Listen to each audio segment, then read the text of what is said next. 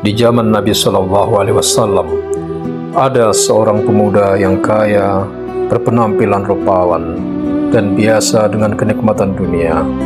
Ia adalah Mus'ab bin Umair.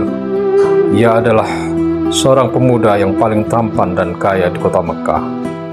Mus'ab bin Umair dilahirkan di masa jahiliyah, 14 tahun setelah kelahiran Nabi Shallallahu Alaihi Wasallam, atau pada tahun 585 Masehi. Ia merupakan pemuda kaya keturunan Quraisy. Mus'ab adalah seorang pemuda yang tampan dan rapi penampilannya. Kedua orang tuanya sangat menyayanginya. Ibunya adalah seorang wanita yang sangat kaya. Sandal Mus'ab adalah sandal Hadrami. Pakaiannya merupakan pakaian yang terbaik.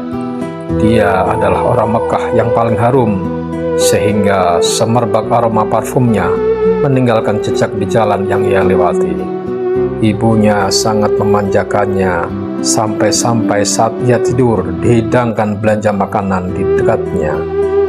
Ketika ia terbangun dari tidur, maka hidangan makanan sudah ada di hadapannya. Demikianlah keadaan Mus'ab bin Umair, seorang pemuda kaya yang mendapatkan banyak kenikmatan dunia. Kasih sayang ibunya membuatnya tidak pernah merasakan kesulitan hidup dan kekurangan nikmat. Dengan hidayah Allah, Mus'ab bin Umair tertarik dengan ajaran Nabi Muhammad SAW yang waktu itu dakwahnya dilakukan secara sembunyi-sembunyi. Mus'ab bin Umair bertekad dan menguatkan hati untuk memeluk Islam. Ia mendatangi Nabi SAW di rumah Al-Arqam dan menyatakan keimanannya. Kemudian Mus'ab menyembunyikan keislamannya sebagaimana sahabat yang lain untuk menghindari intimidasi kafir Quraisy.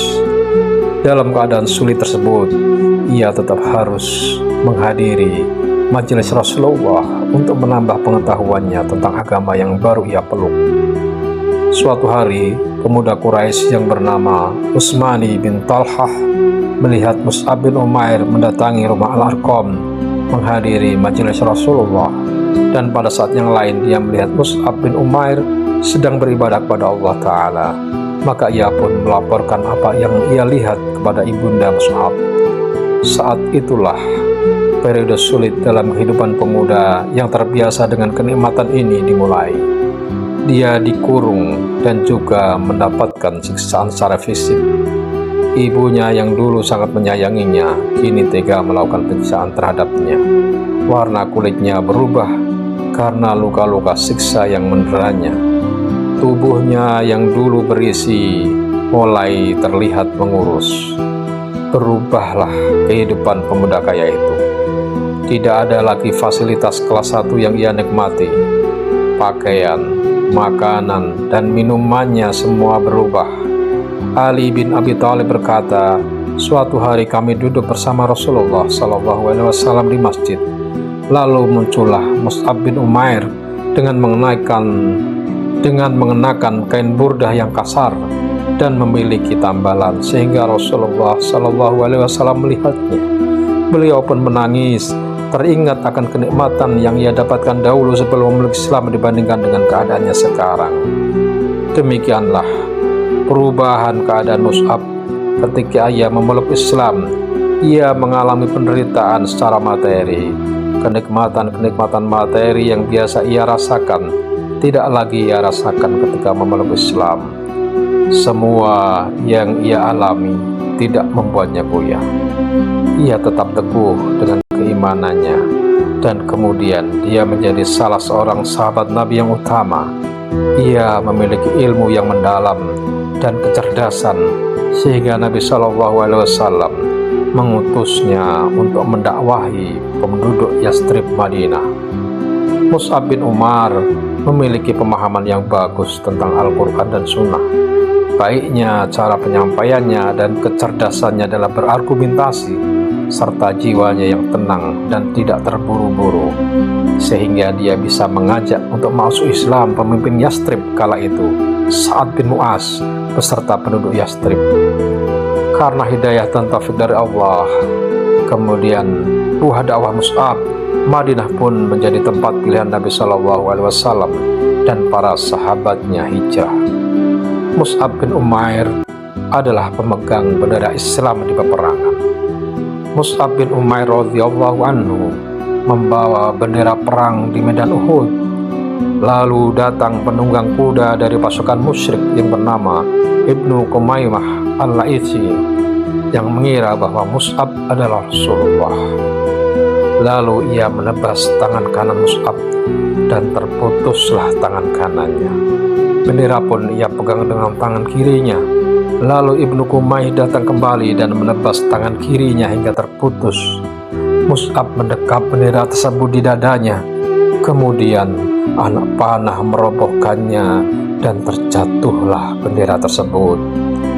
Setelah Mus'ab gugur, Rasulullah menyerahkan bendera pasukan kepada Ali bin Abi Thalib. Setelah perang usai, Rasulullah SAW memeriksa sahabat-sahabatnya yang gugur. Abu Hurairah mengisahkan, setelah perang Uhud selesai, Rasulullah SAW mencari sahabat-sahabatnya yang gugur. Saat melihat jasad Mus'ab bin Umair yang syahid dengan keadaan yang menyedihkan, beliau berkata kepada jasad Mus'ab, "Sungguh aku melihatmu ketika di Makkah. Tidak ada seorang pun yang lebih baik pakaiannya dan rapi penampilannya daripada engkau. Dan sekarang rambutmu kusut dan pakaianmu kain burdah. Tak sehelai pun kain untuk kain kafan yang menutupi jasadnya, kecuali sehelai burdah. Andainya ditaruh di atas kepalanya, terbukalah kedua kakinya. Sebaliknya, bila ditutupkannya ke kakinya, terbukalah kepalanya." Sehingga Rasulullah SAW bersabda, "Tutupkanlah kebagian kepalanya dan kakinya tutupilah dengan rumput idhkir." Di masa kemudian, setelah umat Islam jaya, Abdurrahman bin Auf radhiyallahu anhu yang sedang dihidangkan makanan mengenang Mus'ab bin Umair. Ia berkata, "Mus'ab bin Umair telah wafat terbunuh, dan dia lebih baik dariku. Tidak ada kain yang menutupi jasadnya kecuali sehelai burdah." Abdurrahman bin Auf pun menangis dan tidak sanggup menyantap makanan yang dihidangkan. Semoga Allah meridai Mus'ab bin Umair dan menjadikannya teladan bagi pemuda-pemuda Islam.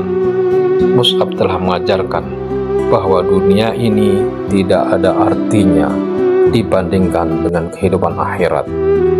Ia tinggalkan semua kemewahan dunia ketika kemewahan dunia itu menghalanginya untuk mendapatkan ridha Allah Subhanahu wa ta'ala.